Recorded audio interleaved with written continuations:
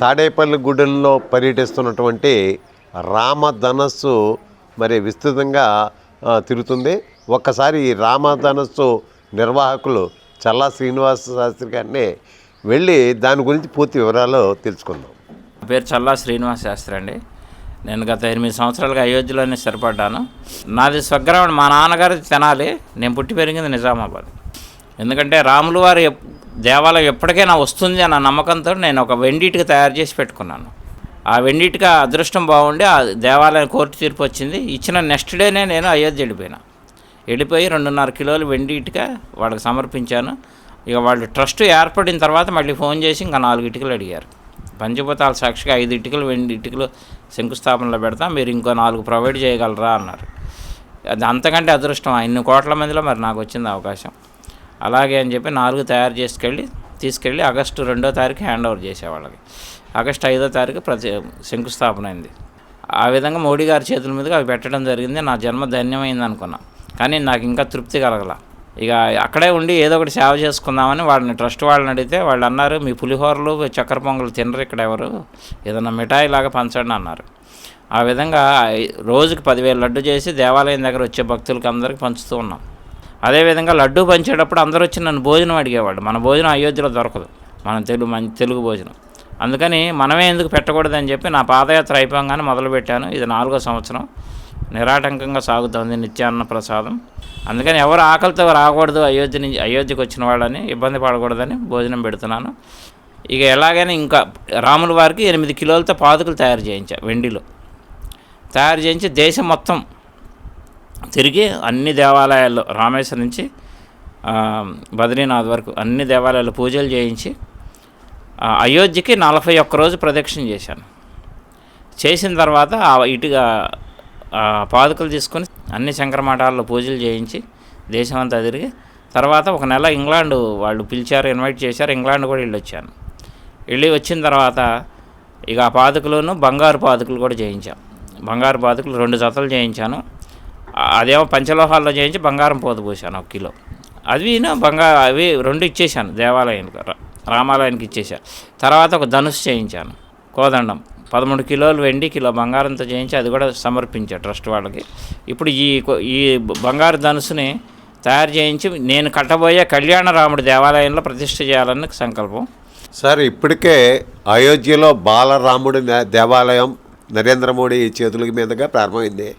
మీరు మరో దేవాలయాన్ని కళ్యాణ రామాలయం కట్టాలని భావించారు. ఆ బాలరాముడి దేవాలయానికి కళ్యాణ రాముడి దేవాలయానికి ప్రత్యేక డిఫరెంట్ ఏంటండి? ఎందుకంటే అక్కడ బాలరాముడు పుట్టిన ప్రదేశం కాబట్టి బాలరాముడి దేవాలయం కట్టారు. అది గవర్నమెంట్ సహకారం, అది సంకల్పం, వాళ్ళు కట్టేశారు. మన తెలుగు వాళ్ళకి ఏంటి, కళ్యాణ రాముడు ముఖ్యం. కళ్యాణ రాముడు ముఖ్యం, వంశవృక్షం. నేను పెట్టేది మెయిన్ వంశవృక్షం. అక్కడ 500 కోట్లు పెట్టి ఒక పెద్ద దేవాలయం కట్టబోతున్నాం. 108 అడుగుల రాములు వారు, 54 అడుగుల ఆంజనేయ స్వామి విగ్రహం, పక్కన సూర్యవంశం, చంద్రవంశం, బ్రహ్మ దగ్గర నుంచి లవకుశుల వరకు. లవకుశుల తర్వాత కూడా 20 మంది ఉన్నారు వంశస్థులు. సీతమ్మ వారి వంశం, నిమి చక్రవర్తి నుంచి జనక మహారాజు వరకు. అలా మొత్తం 550 విగ్రహాలు పెట్టిస్తున్నాను. అన్ని మహాబలిపురంలో తయారవుతున్నాయి. చాలామంది దాతలు కూడా సమర్పించారు, దాతల సహకారంతో తయారవుతున్నాయి. అవి చేయించి అవి తీసుకొచ్చి పెద్ద దేవాలయం కట్టాలని నా సంకల్పం. ఎందుకంటే అందరూ రామాయణం గురించి చెప్తున్నారు కానీ వంశవృక్షం గురించి ఎవరు చెప్పలా. వంశవృక్షంతో పాటు 108 అడుగుల రాముల వారి విగ్రహం కింద దేవాలయం కట్టి కళ్యాణ రాముని ప్రతిష్ఠ చేసి నిత్య కళ్యాణం చేయిద్దామని సంకల్పం. రేపు 27వ తారీఖు మార్చి 27 మొదలవుతుంది కళ్యాణం. అది ఇంకా ఆగదు. మీకు ఈ ఆలోచన రామాలయం నిర్మించాలన్న ఆలోచన ఎందుకు వచ్చింది? అది సంకల్పం అండి. అది ఆకలి ఎందుకు వేసిందంటే ఏం చెప్తాం మనం, అలా కాదు. అది ఆయన అనుగ్రహం. నేను చిన్నప్పటి నుంచి రామభక్తుడిని. మా నాన్నగారి కళ అది. మా నాన్నగారు చిన్నప్పటి నుంచి 2 సార్లు కరసేవకి వెళ్ళారు. ఆయన బాగా విస్తృతంగా ఏడ్చేవాడు దేవుడి ముందు కూర్చొని. ఆయన పరిపాలించిన రాజ్యంలో ఆయనకు దేవాలయం గుడి లేకుండా అయిపోయింది, ఆయన పుట్టిన చోట అని ఏడ్చేవాడు.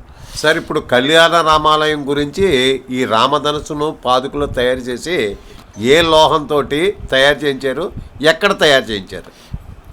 పంచలోహాలతో చేయించి దాని మీద బంగారం తాపడం చేశాను. 14 కిలోలు. రాముల వారి వనవాసం 14 సంవత్సరాలు, అందుకని 14 కిలోలతో చేయించాను. 2 కిలోలు బంగారం తాపడం చేశాను దాని మీద. ఇప్పుడు అది అంతా భక్తుల సహకారంతో చేసింది ఇది. సార్, ఈ ధనస్సుని విస్తృతంగా ప్రజల మధ్యకి తీసుకెళ్ళడానికి కారణం ఏంటండి? ఎందుకంటే అందరికి తెలియాలిగా. ఇప్పుడు అక్కడ పెట్టేస్తాం, చేసేస్తాం, ఆయన చేతిలో పెట్టేస్తాం, కానీ తెలియాలి కదా. కొంచెం ధర్మ ప్రచారం జరిగినట్టు ఉంటుంది. నాకు కూడా దేవాలయానికి కట్టడానికి నాకు ఫండ్స్ కావాలి. 500 కోట్లు అంటే నేను ఒక్కడే చేసే కార్యక్రమం కాదు, భక్తులందరినీ భాగస్వాములు చేయాలని నా కోరిక. ఈ ధనస్సును ఊరా తీసుకెళ్తున్నారు కదా, దీనికి మీకు సేఫ్టీగా ఎటువంటి రక్షణ ఉంది? సేఫ్టీ అంటే నాకేం లేదు. నాతో ఆంజనేయ స్వామి ఉన్నాడు, ఇక ఇట్లా మురళీకృష్ణరాజు గారు లాంటి వాళ్ళు ఉన్నారు. చాలామంది ఏ ఊరు వెళ్ళినా కానీ అక్కడ నాకు ఎవరో ఒకరు తగిలి సహాయం చేస్తున్నారు. సరే, ఎప్పటి నుంచి ధనస్సుని తిప్పడం ప్రారంభించారు? గత 8 నెలలుగా తిప్పుతున్నాను. తయారు చేయించి అయోధ్యలోకి తీసుకెళ్ళి అయోధ్య అంతా ఒకసారి ప్రదక్షిణ చేసి అన్ని అక్కడ ఉన్న దేవాలయాల్లో పూజలు చేయించి అక్కడి నుంచి మొదలుపెట్టాను. ఇంకా ఎన్ని నెలలో మీ కళలు కన్నటువంటి కళ్యాణరాముడి దేవాలయం పూర్తవుతుంది అనుకుంటున్నారు? అంటే నాకు అనుకుంటున్నాను, నేను మొత్తం ప్రాజెక్ట్ అవ్వడానికి 5 సంవత్సరాలు అనుకుంటున్నా. అంటే ధన సహాయాన్ని వచ్చేదాన్ని బట్టి డెవలప్ చేస్తా. విగ్రహాలు ఇప్పటికే 170 విగ్రహాలు రెడీ అయిపోయినాయి మహాబలిపురం మొత్తం. దశరథ మహారాజు, భగీరథుడి విగ్రహంతో మొదలుపెట్టేశాం. సీతారామ లక్ష్మణులు, భరతుడు, శత్రుఘ్నుడు, అన్నీ అయిపోయినాయి విగ్రహాలు, చాలా వరకు అయిపోయినాయి. అయిపోయినట్టు ఇప్పుడు అక్కడ స్ట్రక్చర్ తయారవగానే ఇంకొకటి ప్రతిష్ఠ చేస్తూ వెళ్తాం అక్కడ అయోధ్యలో. సార్, ఇప్పుడు మీరు గ్రామాల్లో తిరుగుతున్నారు కదా, ఇంకా ఎక్కడి నుంచైనా గ్రామాల నుంచి మీకు మా గ్రామానికి తీసుకురండి అని ఆహ్వానించడానికి ఎవరిని సంప్రదించాలి? ఇక్కడ తాడేపల్లిగూడెం చుట్టుపక్కలంతా మురళీకృష్ణరాజు గారిని సంప్రదించవచ్చు. ఇక ఆయన సంప్రదిస్తే జీవీకే రాజు గారు, బంగారు రాజు గారు, వీళ్ళిద్దరూ చూస్తున్నారు ఇక్కడంతాను. ఎక్కడైనా సరే ఆంధ్రప్రదేశ్లో ఎక్కడన్నా సరే వాళ్ళని సంప్రదిస్తే నేను వాళ్ళు చెప్పిన దగ్గరికి వెళ్తాను, తీసుకెళ్తాను. అదే దీనికి రవాణా సదుపాయం మరి అది అంటే ఎవరు పిలిస్తే వాళ్ళే ప్రొవైడ్ చేస్తున్నారు. ఒక్కో దగ్గర ఇప్పుడు పేద వాళ్ళు ఉంటారు గ్రామంలో, మేము చేసుకోలేమంటారు, మాకు దర్శన భాగం కల్పించండి అంటారు, తీసుకెళ్తాను. నేనే ఖర్చు పెట్టుకొని తీసుకెళ్తాను. దాతలు ఉన్నారు కొంతమంది, వాళ్ళే ప్రొవైడ్ చేస్తున్నారు. ఇప్పుడు మురళీకృష్ణరాజు గారు చాలా దేవాలయాలకు ఆయనే తీసుకెళ్ళారు. నన్ను తీసుకెళ్ళి ఆయన ఖర్చులతోనే తీసుకెళ్ళి నాకు అందరినీ పూజలు చేసే భాగ్యం, అందరి దర్శన భాగ్యం కల్పిస్తున్నారు. ఈ రామధనుస్సుని తీసుకెళ్లడంలో మీ ప్రధాన లక్ష్యం ఏంటి ప్రజల్లోకి? ఎందుకంటే రాముల వారికి మెయిన్ ప్రచారం జరగాల. ఎందుకంటే మన కలియుగంలో మళ్ళీ రాముల వారు వచ్చారు. ఇన్ని 500 సంవత్సరాల తర్వాత మళ్ళీ వచ్చారు రాముల వారు. ఎందుకంటే మన దేవాలయం, మన జనరేషన్ అదృష్టం మన ముందు తయారైంది. అందరూ అయోధ్య వచ్చి దర్శనం చేసుకోవాలి. మొదటి మోక్షపురి, ఒకసారన్నా దర్శనం చేసుకోవాలి. అందరిని ఆహ్వానిస్తూ అయోధ్యకి రమ్మని, వచ్చి దర్శనం చేసుకోండి అని ఆహ్వానిస్తూ ఊరు తిరిగి రామ భక్తుల్ని తయారు చేయాలనే నా కోరిక. అదొకటి. రామ మాల వేయించి, ఇప్పుడు శబరిమలకి మాల వేసుకొని అయ్యప్ప భక్తులు ఎలా వెళ్తున్నారో ఆ విధంగా రామమాలతో, రామనామంతో మారుమోగిపోవాలి అయోధ్య. రామమాల వేయించి అయోధ్య తీసుకెళ్ళాలని నా కోరిక. రామమాల వేసుకొని ఎవరు అయోధ్య వచ్చినా వాళ్ళకి ఉచితమైన భోజనాలు, ఉచితమైన అకామిడేషన్ నేను ఏర్పాటు చేస్తాను. అలాగే రామపాదుకులు కూడా తయారు చేయించారు కదండి, రామపాదుకులకి ఎంత లోహం వాడారు? అది కిలో అండి.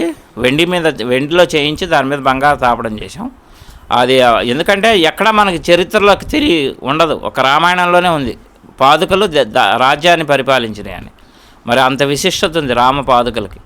అందుకని ఆ పాదుకలు, ధనుస్సు, కోదండం, రామ కోదండం అవి భక్తులకి, ఎందుకంటే అక్కడ పెట్టేస్తే ఎవరు చూడలేరు కదా, ఎంతమంది వస్తారో ఎంతమంది చూడగలరో తెలియదు. అందుకని గ్రామం తిప్పి పూజలు చేయించి అయోధ్య తీసుకెళ్లాలనే ఆ సంకల్పం. నేను 10 రోజులు అయోధ్యలో ఉంటా, 20 రోజులు మొత్తం తిరుగుతూ ప్రచారం చేస్తున్నా. కొన్ని రోజులు తిరిగి ఇంకా అది దేవాలయం మొదలైన తర్వాత ఇంకా వర్క్ స్టార్ట్ అయినాక ఇంకా అక్కడే ఉండి చేస్తూ ఉంటా. ఇప్పుడు అయోధ్యకు వచ్చేటువంటి తెలుగు ప్రజలకే మీ వైపు నుంచి ఎటువంటి సహకారం అందుతుంది? అక్కడికి వచ్చే ఎవరు వచ్చినా భక్తులు నన్ను సంప్రదిస్తే వాళ్ళకి భోజనం ఏర్పాట్లు చేస్తాను. ఏమేమి చూడాలి అక్కడ చాలా ఉన్నాయి చూడాల్సినవి, ఒక రాముల వారే కాదు, హనుమాన్ గడి అట్లా కొన్ని ఉన్నాయి. ఏమేమి చూడాలో అన్నీ గైడ్ చేస్తా, ఎలా దర్శనానికి వెళ్ళాలి, ఎక్కడెక్కడ వెళ్ళాలని. వాళ్ళకేమో అన్నీ అక్కడ, ఎందుకంటే చాలామంది భాష రాని వాళ్ళు వస్తున్నారు. అలాంటి వాళ్ళందరికీ ఆటోలు మాట్లాడించడం, అవన్నీ తీసుకెళ్ళి చూపించి తీసుకురమ్మంటాం, అట్లా మనుషులను ఏర్పాటు చేయడం, అట్లా సహకారం చేస్తున్నాను. ఇప్పుడు అయోధ్యలో ఎక్కడుంది సార్ మీ కార్యాలయం? రామ్ఘాట్ చౌరాయి గుడిని మెయిన్ టెంపుల్ నుంచి 1 కిలోమీటర్ యువతలు ఉంటాం. అది కార్యశాల అని మెయిన్ టెంపుల్ మెయిన్ ఆఫీస్ పక్కన ఉంటుంది. శ్రీరామ వంశవృక్షం ట్రస్ట్, మొరారిదాస్ ఆశ్రమం, అయోధ్య. ఫైనల్గా రామభక్తులకి మీరు ఇచ్చే సూచన ఏంటండి? ఎందుకంటే విస్తృతంగా రాముల వారు, ఎందుకంటే ఇన్ని సంవత్సరాల తర్వాత రాముల వారు మళ్ళీ అయోధ్యలో దేవాలయం కట్టుకున్నారు కాబట్టి ఆయన వచ్చి అందరూ దర్శనం చేసుకోవాలి నా కోరిక. వచ్చిన వాళ్ళందరూ నన్ను సంప్రదిస్తే మంచి భోజనం ఏర్పాట్లు చేసి పంపిస్తాను. మిమ్మల్ని సంప్రదించడానికి ఏ నెంబర్ నుంచి కాంటాక్ట్ చేయాలి? 9550-754-389 9063111389 ఈ 2 నంబర్లో ఏదైనా సంప్రదించవచ్చు. అలాగే తాడేపల్లిగూడెం, ఈ భీమవరం, ఈ చుట్టుపక్కలంతానేమో మురళీకృష్ణరాజు గారు చూస్తున్నారు. ఆయన సంప్రదించినా కానీ ఆయన ద్వారా కూడా అయోధ్య రావచ్చు. ఆయన ఎవరిని పంపించినా కానీ నేను రిసీవ్ చేసుకుని వాళ్ళకి కావాల్సిన ఏర్పాట్లు చేసి పంపిస్తాను. నేను రాముల వారి పాదాలతోటి రామేశ్వరం నుంచి అయోధ్య వరకు నడిచి వెళ్ళాను నెత్తి మీద పెట్టుకొని. అది కూడా ఎలాగంటే రామ గమన మార్గం. ఒక ఆయన పరిశోధన చేసి రాముల వారు ఎలా నడిచారో, ఎక్కడెక్కడ ఎన్ని రోజులు ఉన్నారో అన్ని పరిశోధన చేసి ఒక మ్యాప్ తయారు చేశారు. ఆయన ఆ మ్యాప్ నాకు ఇస్తే ఆ మ్యాప్ ద్వారా ఆయన కిందకి వెళ్ళారు. అయోధ్య నుంచి రామేశ్వరం వెళ్తే నేను రామేశ్వరం నుంచి పైన అయోధ్యకి నడిచి వెళ్ళాను. అది 8000 కిలోమీటర్ల దగ్గర వచ్చింది. రాముల వారు నడిచిన అన్ని ప్రాంతాలు 256 స్థలాలు ఉన్నాయి ఆయన స్టే చేసినవి. అక్కడక్కడ స్టే చేసుకుంటూ దండకారణ్యం, దారి తెన్ను లేదు, ఆయన వెళ్ళిపోయారు. ఆ మార్గాన్ని కనిపెట్టారు. అదే మార్గంలో నేను అయోధ్య చేరుకొని రాముల వారికి పాదుకలు సమర్పించాను. ఇప్పుడు రామచరిత్రను మీరు పూర్తిగా పరిశోధన చేశారంటారా? ఎక్కడెక్కడ తిరిగి నేను వాల్మీకి రామాయణాన్ని చాలాసార్లు చదివాండి. అంటే కొన్ని ఇప్పుడు ఈ సినిమాలన్నీ తప్పు పట్టిస్తున్నారు, చాలా తప్పులు ఉన్నాయి. అవన్నీ కరెక్ట్ అయినది కాదు. ఎందుకంటే పరశురాముడు ఎప్పుడూ వివాహం జరిగే దగ్గరికి వెళ్ళాడని ఉదాహరణకు చెప్తున్నా. ఒకటి వివాహం జరుగుతుంటే రాముల వారి స్వయంవరం జరుగుతుంటే పరశురాముడు వెళ్ళిపోయాడు, కోపించాడు, విష్ణు శాపం ఇచ్చాడంతా తప్పు. విశ్వామిత్రుడు వాళ్ళు స్వయంవరం అయిపోయినాక నడిచి వస్తుంటే సరియైన దొడ్డున విశ్వామిత్రుడు పరశురాముడు ఎదురుపడితే పరిచయం చేస్తాడు. ఇగో దశరథ మహారాజు పుత్రులు రామలక్ష్మణులని. ఓహో నువ్వేనా శివధనుసు నిలిచిందని అప్పుడు అక్కడ అడుగుతాడు. ఆయన మహాజ్ఞాని పరశురాముడు. కోపిష్టి, కోపం వచ్చేసి ఆవేశపడిపోయి ఆయమే అట్లా చేయడు సినిమాలో అలా కాదు. పరిచయం చేసి ఓహో నువ్వేనా, అంత అహంకారివా నువ్వు, శివధనుసు విరిచాయని అని మందలిస్తాడు. అంతే. అవును గురువర్య నేనే విరిచాను అని చెప్తే అప్పుడు ఏది ఈ విష్ణు చాపం వీరని విష్ణు బాణం ఇస్తాడు. అది పట్టుకోగానే ఆయన శక్తి ఆయనకు వచ్చేస్తుంది. అప్పుడు తెలిసిపోతుంది. అది దోహరి ఘాట్ అని అయోధ్య నుంచి 250 కిలోమీటర్ దూరంలో ఇప్పటికీ ఉంది. అక్కడ పెద్ద దేవాలయం కూడా ఉంది. ఎందుకంటే చుట్టుపక్కలన్నీ కూడా తిరిగాను నేను. తిరిగి అన్నీ ఏది కరెక్టు, ఏది వాల్మీకి ఆశ్రమం ఎక్కడుంది, సీత లవకుశుల జననం ఎక్కడుంది, అన్నీ కూడా నేను ముందు చూసి, ఎవరైనా భక్తులు వచ్చి అడుగుతారు ఇంకేమున్నాయండి ఇక్కడ చూడాల్సిన, అడిగితే నేను చెప్పాలిగా, ముందు నాకు నాలెడ్జ్ ఉండాలిగా. అందుకని చాలా స్థలాలు తిరిగా. అలాగే సీతా ద్వారం ఉంది. సీతమ్మ వారికి రాములు వారు బంగారు విగ్రహం చేసి అశ్వమేధ యాగం చేస్తాడు. ఆ యాగం చేసినప్పుడు బంగారు విగ్రహం తయారు చేస్తాడు. అది సీతా ద్వారాన్ని అయోధ్య నుంచి 130 కిలోమీటర్ దూరంలో ఉంది. అది కొంతమంది ముష్కరులు దాన్ని చోరీ చేయబోతే అది విగ్రహం లోపలికి భూమిలోకి వెళ్ళిపోయింది. అక్కడ ప్రతి సంవత్సరం పెద్ద ఉత్సవం కూడా చేస్తారు. అలాంటివి కొన్ని ఉన్నాయి స్థలాలు, పవిత్రమైన స్థలాలు ఉన్నాయి. అవన్నీ కూడా భక్తులకి నేను అక్కడికి వచ్చిన వాళ్ళకందరికీ తెలియపరుస్తున్నాను. పలానా చోట పలానా ఉంది అలానే. అయితే ముఖ్యంగా అక్కడికి అయోధ్య ఎవరు వచ్చినా కానీ ముఖ్యంగా దర్శనం చేసుకోవాల్సింది దశరథుడి సమాధి. దశరథ సమాధి దగ్గరికి వెళ్తే మనకి ఇంకా శని బాధలు ఉండవు. అక్కడ శని భగవానుడు వెలిసున్నాడు. ఆ శని భగవానుడు అనుగ్రహిస్తాడు. అందుకని పెద్ద పెద్ద పీఠాధిపతులు కూడా చెప్తారు, బాగా ఇబ్బందులు పడుతున్నామయ్యా, ఏం చేయాలంటే మీరు వెళ్ళి దశరథ సమాధి దర్శనం చేసుకోండి, అక్కడ శని భగవానుడు ఉంటాడు, దండం పెట్టుకోండి అంటారు. అందుకని అయోధ్య ఎవరు వచ్చినా సరే రాముల వారిని, హనుమాన్ గడి, సీతమ్మ వారి దర్శనం చేసుకున్నాక దశరథ సమాధిని కూడా దర్శనం చేసుకోవాలి. అది చాలా ముఖ్యమైనది. జై శ్రీరామ్, జై జై శ్రీరామ్. మన రామధనస్సు తాడేపల్లిగూడెం పట్టణం పరిసర జిల్లాలో కూడా విస్తృతంగా మరి తిరుగుతూ భక్తుల దర్శనార్థం ఏర్పాటు చేశారు. దీని గురించి పూర్తి సమాచారం ఇచ్చినటువంటి ఈ కార్యక్రమ నిర్వాహకులు, అలాగే అయోధ్యలో ఒక రామాలయం నిర్మిస్తున్నటువంటి కళ్యాణ రామాలయం నిర్మిస్తున్నటువంటి చల్లా శ్రీనివాస శాస్త్రి గారికి టీసీసీ తరఫున ప్రత్యేక కృతజ్ఞతలు.